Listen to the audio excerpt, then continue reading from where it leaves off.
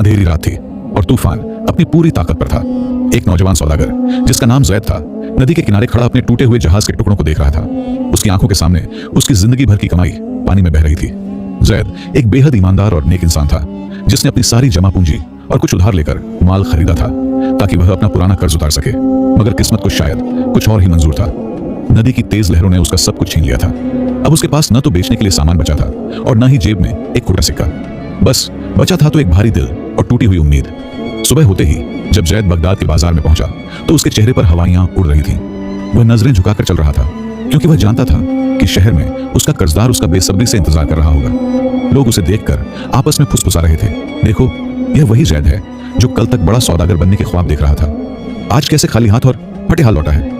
अभी वह बाजार के बीच पहुंचा ही था कि अचानक एक कड़कदार और रौबदार आवाज ने उसके कदम रोक लिए। यह आवाज शहर के सबसे जालिम साहूकार कासिम की थी। कासिम अपनी मोटी गर्दन और गुस्से भरी आंखों के साथ जैद के सामने आ खड़ा हुआ। उसने जैद का रास्ता रोका और चिल्लाया, मेरे पैसे कहाँ हैं जैद? आज वादा पूरा करने का आखिरी दिन है, मुझे मेरा सोना चाहिए। जैद ने कांपते हाथों को जोधा और अपनी मजबूरी बयान करने की कोशिश की।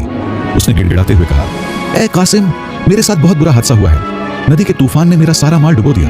मैं पूरी तरह तबाह हो गया हूँ। खुदा के वास्ते मुझे थोड़ी मोहलत दे दो, मैं मेहनत करके तुम्हारा एक एक पैसा लौटा दूंगा।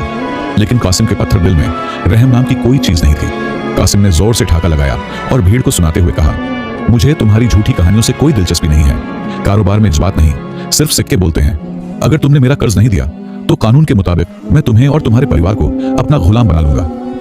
बाजार में भीड़ जमा हो गई थी और सब जैद की बेबसी का तमाशा देख रहे थे, मगर कोई मदद को आगे नहीं आया। जैद की आंखों में आंसू आ गए। उसने दोबारा मिन्नत की, लेकिन कासिम ने एक न सुनी। उसने जैद को धक्का देते हुए चेतावनी दी, सिर्फ कल सूरज ढलने तक का वक्त है तुम्हारे पास। अगर कल शाम तक 500 सोने के सिक्के मेरे हाथ में नहीं आए तो याद रखना, तुम्हारा घर और तुम्हारी आजादी सब मेरी होगी। यह कहकर वह अपने साथियों के साथ वहां से चला गया। जैद वहीं जमीन पर घुटनों के बल गिर गया। 500 सोने के सिक्के, इतनी बड़ी रकम तो उसने अपनी पूरी जिंदगी में कभी एक साथ नहीं देखी थी। अब एक दिन में यह कैसे मुमकिन होता? वह लड़खड़ाते कदमों से अपने घर की तरफ चल पड़ा। रास्ते में उसे हर शख्स अपना दुश्मन नजर आ रहा था। उसे समझ नहीं आ रहा था कि वह अपनी बीवी और मासूम बच्चे को यह खौफनाक खबर कैसे सुनाए। जब वह अपने छोटे से घर पहुंचा तो उसकी बीवी फातिमा दरवाजे पर ही दिए जलाए उसका इंतजार कर रही थी। जैद का उतरा हुआ चेहरा और खाली हाथ देखकर वह समझ गई कि कुछ बहुत बुरा हुआ है। जैद ने हिम्मत जुटाकर सारी बात बता दी कि कैसे उसका माल डूब गया और कासिम ने क्या धमकी दी है। घर में खाने को दाना नहीं था और ऊपर से यह मुसीबत आ पड़ी थी। दोनों मियां बीवी बहुत परेशान थे, लेकिन फातिमा ने जैद के कंधे पर हाथ रखा और एक बहुत बड़ी बात कही। उसने कहा, जैद मायूस मत हो, जब जमीन के सारे दरवाजे बंद हो जाते हैं तो आसमान का दरवाजा खुल जाता है। कासिम सिर्फ एक इंसान है, लेकिन हमारा मालिक बहुत बड़ा है। जैद ने आसमान की तरफ देखा। उसके दिल में एक अजीब सी ठंडक उतर आई। रात का सन्नाटा अभी टूटा भी नहीं था कि जैद अपने बिस्तर से उठ खड़ा हुआ। उसने वुजू किया और मुसल्ले पर बैठकर अपने रब के सामने खूब रोया। उसकी आंखों से गिरता हुआ हर एक आंसू उसकी बेबसी की गवाही दे रहा था। फजर की अजान होते ही उसने नमाज अदा की और दिल में थोड़ी हिम्मत लेकर घर से निकला। उसने सोचा कि शहर में उसके कई पुराने दोस्त और जानने वाले हैं, शायद कोई उसकी मदद कर दे और उसकी डूबती कश्ती को किनारा मिल जाए। सबसे पहले जैद अपने बचपन के दोस्त हामिद के पास पहुंचा, जो अब एक बद्धा रईस बन चुका था। जैद ने सोचा कि हामिद उसे कभी खाली हाथ नहीं लौटाएगा, लेकिन जैसे ही उसने हामिद को अपनी बुरी हालत बताई और कुछ पैसों की मदद मांगी, हामिद का चेहरा बदल गया। उसने रूखेपन से जवाब दिया, जैद, दोस्ती अपनी जगह है और कारोबार अपनी जगह। डूबे हुए जहाज पर कोई अपना माल नहीं लगाता। माफ करना, मैं तुम्हारी कोई मदद नहीं कर सकता। जैद का दिल बुरी तरह टूट गया, लेकिन उसने हार नहीं मानी। वह एक और व्यापारी करीम के पास गया, जिसकी जैद ने अतीत में कई बार मदद की थी। जैद को यकीन था कि करीम उसका एहसान नहीं भूला होगा, मगर करीम ने तो उसे पहचानना भी मुश्किल कर दिया। उसने बहाना बनाते हुए कहा, भाई जैद, बाजार में मंदी चल रही है, मेरे पास खुद खाने को पैसे नहीं है। यह सरासर झूठ था, क्योंकि करीम की दुकान माल से भरी हुई थी। दोपहर हो चुकी थी और बगदाद की धूप अब बदन जलाने लगी थी। जैद भूखा प्यासा बाजार की खाक छान रहा था। उसके पैरों में छाले पड़ गए थे और हलक प्यास से सूख रहा था। हर दुकान, हर दोस्त और हर रिश्तेदार के दरवाजे पर उसने दस्तक दी, लेकिन हर जगह से उसे दुत्कार ही मिली। उसे आज समझ आ रहा था कि दुनिया में इज्जत इंसान की नहीं, बल्कि उसकी जेब में खनकने वाले सिक्कों की होती है। चलते चलते जैद एक पुराने बाग के पास बनी पत्थर की बेंच पर बैठ गया। वह लोगों को आते जाते देख रहा था, जो उसे हिकारत भरी नजरों से देख रहे थे। वही लोग जो कल तक उसे सलाम करते थे, आज उससे नजरें चुरा रहे थे। जैद ने महसूस किया कि गरीबी इंसान को दुनिया की नजरों में कितना गिरा देती है। उसके कानों में बार बार कासिम की धमकी गूंज रही थी। अपनी आखिरी उम्मीद लेकर वह शहर के काजी के घर की तरफ बढ़ा, जो उसके वालिद के पुराने दोस्त थे। उसने सोचा कि शायद वह रहम खाकर कुछ उधार दे दें, लेकिन वहां भी पहरेदारों ने उसे फटे कपड़ों की वजह से अंदर ही नहीं जाने दिया। जब उसने बहुत मिन्नतें की तो काजी साहब ने अंदर से ही कहलवा भेजा कि मैं खैरात नहीं बांटता, जाओ मेहनत करो। यह सुनकर जैद को लगा जैसे किसी ने उसके सीने पर पत्थर मार दिया हो। अब सूरज ढलने को था और असर का वक्त हो चुका था। जैद की सारी उम्मीदें दम तोड़ चुकी थीं। 500 सोने के सिक्कों का इंतजाम तो दूर, उसे एक चांदी का सिक्का भी नहीं मिला था। शर्मिंदगी और दुख के मारे वह अपने घर वापस भी नहीं जाना चाहता था। वह सोच रहा था कि किस मुंह से फातिमा और अपने बच्चे का सामना करेगा। क्या वह उन्हें बताएगा कि कल से वे सब गुलाम बन जाएंगे? मायूसी के गहरे अंधेरे में डूबा जैद शहर के शोर शराबे से दूर नदी के उसी किनारे पर जा बैठा जहां उसका जहाज डूबा था। लहरें अब शांत थीं, लेकिन जैद के अंदर तूफान मचा हुआ था। उसने जमीन पर सर रख दिया और सिसकते हुए बोला, या अल्लाह, मैंने बगदाद का हर दरवाजा खटखटाया लेकिन सब बंद मिले। मैंने हर इंसान के आगे हाथ फैलाया लेकिन सबने ठुकरा दिया। अब बस तेरा ही दरवाजा बचा है। तभी उसे अपनी बीवी फातिमा की बात याद आई। जब जमीन के सारे दरवाजे बंद हो जाते हैं तो आसमान का दरवाजा खुल जाता है। जैद ने सोचा कि जब मांगना ही है तो बादशाहों के बादशाह से क्यों ना मांगू, वह तो बिना ब्याज और बिना एहसान के देता है। यह ख्याल आते ही उसके दिमाग में एक अजीब सी तरकीब आई। उसने अपनी जेब से एक कागज का टुकड़ा और कलम निकाला। वह एक खत लिखने लगा, लेकिन यह खत किसी इंसान के नाम नहीं था। उसने कांपते हाथों से लिखा, मेरे मालिक, तेरा बंदा जायद बहुत मजबूर है। दुनिया ने मुझे ठुकरा दिया है। मुझे 500 दीनार की जरूरत है ताकि मैं जुल्म से बच सकूं। अब तू ही मेरा जमानती बन जा। उसने वह कागज एक बोतल में डाला, उसे कसकर बंद किया और बिस्मिल्लाह कहकर बहती नदी में फेंक दिया। जैद ने जब वह बोतल नदी के हवाले की तो उसके दिल से सारा बोझ उतर गया। एक अजीब सा सुकून उसे महसूस हुआ, जैसे उसने अपनी परेशानी का बस्ता किसी बहुत ताकतवर हस्ती को थमा दिया हो। वह खाली हाथ घर लौटा, लेकिन उसके चेहरे पर अब मायूसी नहीं बल्कि एक गहरा तवक्कुल था। जब फातिमा ने पूछा, क्या हुआ, तो जैद ने मुस्कुराकर कहा, मैंने अपनी अर्जी बादशाहों के बादशाह के दरबार में भेज दी है। अब जो होगा बेहतरीन होगा।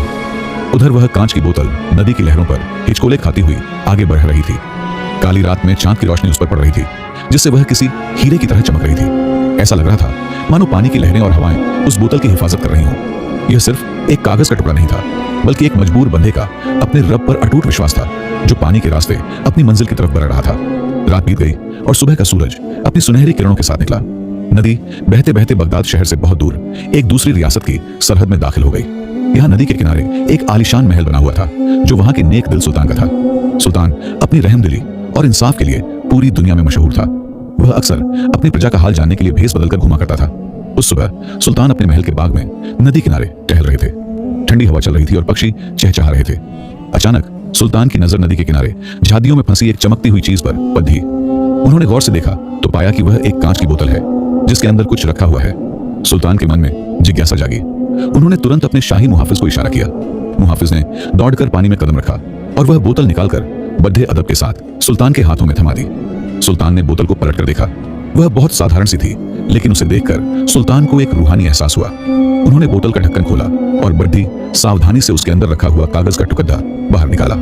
हैरानी की बात यह थी कि पानी में इतना लंबा सफर तय करने के बाद भी वह कागज सूखा था। सुल्तान ने वह खत पढ़ना शुरू किया। जैसे जैसे वह पढ़ते गए, उनके चेहरे के भाव बदलते गए। उस खत में लिखे लफ्ज शाही नहीं थे, बल्कि एक टूटे हुए दिल की पुकार थे। उसमें लिखा था, ऐ मेरे रब, तू ही मेरा मददगार है। कासिम का कर्ज उतारने के लिए मुझे 500 दीनार चाहिए। तेरे सिवा मेरा कोई सहारा नहीं। पढ़ते पढ़ते सुल्तान की आंखों में आंसू आ गए।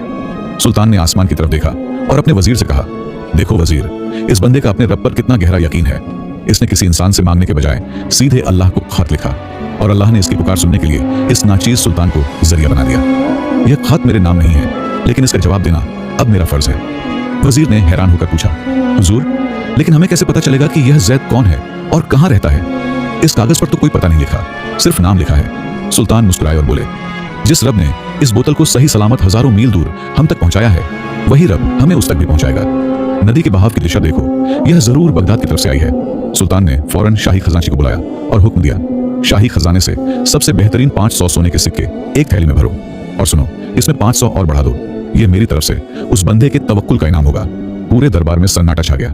सब हैरान थे कि एक अनजान केशात के लिए सुल्तान इतना बड़ा खजाना लुटा रहे हैं। सुल्तान ने अपने सबसे भरोसेमंद और तेज तरार सिपाहियों की एक टुकड़ी तैयार की। उन्होंने सिपाहियों को वह थैली दी और सख्त हुक्म दिया, नदी के रास्ते बगदाद जाओ, वहां पता लगाओ कि जैद नाम का वह कौन सा सौदागर है जिसका जहाज हाल ही में डूबा है। यह अमानत उसे सूरज ढलने से पहले मिलनी चाहिए। याद रहे, अगर देर हुई तो कयामत आ जाएगी।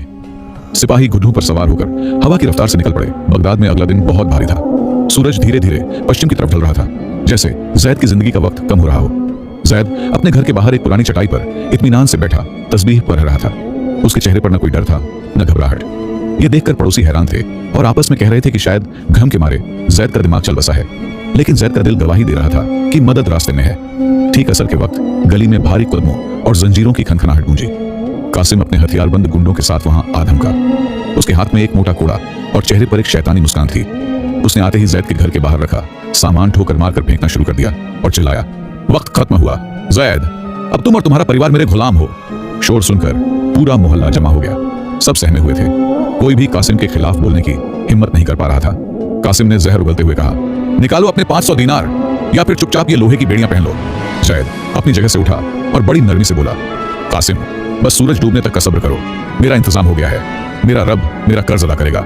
यह सुनकर कासिम और उसके साथी जोर जोर से हंसने लगे। कासिम ने मजाक उड़ाते हुए कहा, अरे देखो, ये पागल कह रहा है कि आसमान से पैसा बरसेगा। लगता है गरीबी ने इसका दिमाग खराब कर दिया है। अरे बेवकूफ, दुआओं से पेट नहीं भरते और न ही कर्ज उतरते हैं। भीड़ में खड़े लोग भी अफसोस से सिर हिला रहे थे। किसी को यकीन नहीं था कि अब कोई चमत्कार होगा।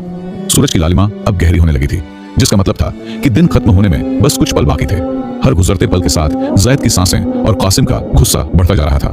कासिम ने आसमान की तरफ देखा और घुरूर से बोला, सूरज डूबने में बस चंद लम्हे बाकी हैं। अब तुम्हारा कोई रब तुम्हें नहीं बचा सकता। उसने अपने आदमियों को इशारा किया कि जैद को पकड़ लो। कासिम के पहलवानों ने जैद को बाजुओं से जड़ ढक लिया।